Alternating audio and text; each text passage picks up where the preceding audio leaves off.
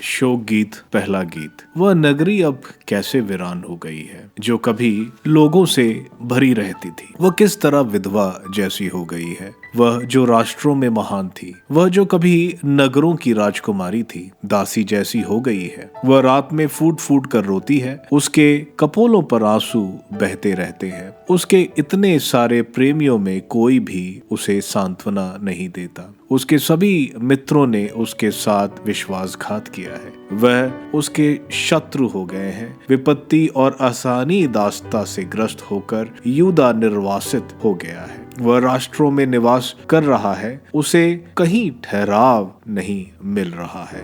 बंद गलियों में उसका पीछा करने वालों ने उसे पकड़ लिया है। सियोन की सड़कें विलाप करती हैं, क्योंकि पर्व मनाने कोई नहीं आता। उसके सब फाटक उजाड़ पड़े हैं, उसके याजक करा रहे हैं, उसकी कन्याएं आह भरती हैं। वह स्वयं बहुत दुख झेल रही है। उसके शत्रु उसके स्वामी हो गए हैं, उसके बैरी आनंद मना रहे हैं, क्योंकि उसके अनेकानेक अपराधों के कारण उसके प्रभु ने उसे दंडित किया है। उसके शत्रुओं के सामने बंदी बनकर उसके बच्चे चले गए हैं। सियोन की पुत्री का प्रताप उससे विदा हो गया है। उसके राज्याधिकारी इन हुरनों जैसे हो गए हैं, जिनका कोई चारागाह नहीं रहा। अपना पीछा करने वालों के सामने बलहीन होकर वे भाग रहे थे। अपनी विपत्ति और कड़वाहट के दिनों में यरूशलेम को याद आता है, वह समस्त वैभव जो प्राचीन काल से ही उसका था, जब उसके लोग शत्रुओं के हाथ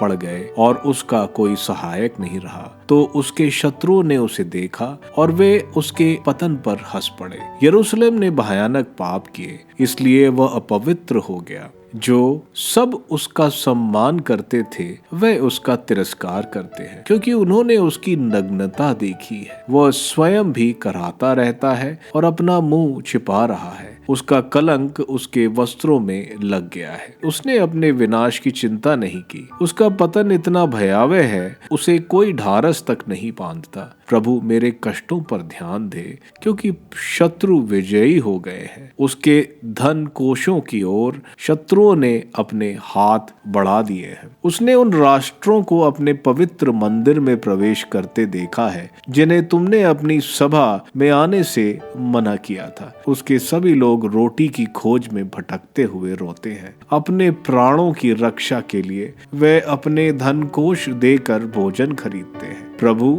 देख और ध्यान दे कि मेरा कितना तिरस्कार हो रहा है। इस पथ से होकर जाने वालों, आओ देखो कि क्या मेरा जैसा दुख किसी और ने भोगा है। जो दुख मुझ पर पड़ा है, जो अपने महाकोप के दिन प्रभु ने मुझे दिया है। उसने ऊपर से मुझ पर आग बरसाई, उसने मेरी हड्डियों में उसे डाल दिया। उसने मेरे पैरों के लिए जाल फैलाया और मुझे चित्त कर दिया। उसने मुझे उदास कर दिया। मैं सारा दिन पीड़ित रही। मेरे पाप एक जुआ बन गए। उसके हाथों ने उनको जोड़ दिया। वे मेरी गर्दन पर रख दिए गए। उसने मुझे शक्तिहीन कर दिया। प्रभु ने मुझे उन लोगों के हाथ कर दिया, जिनके सामने मैं टिक नहीं सकती। प्रभु ने मेरे यहाँ के सभी बलवानों का तिरस्कार कर दिया। उसने मेरे युवकों को कुचलने मेरे विरुद्ध एक जन समूह बुला भेजा। प्रभु ने यूदा की कुमारी पुत्री को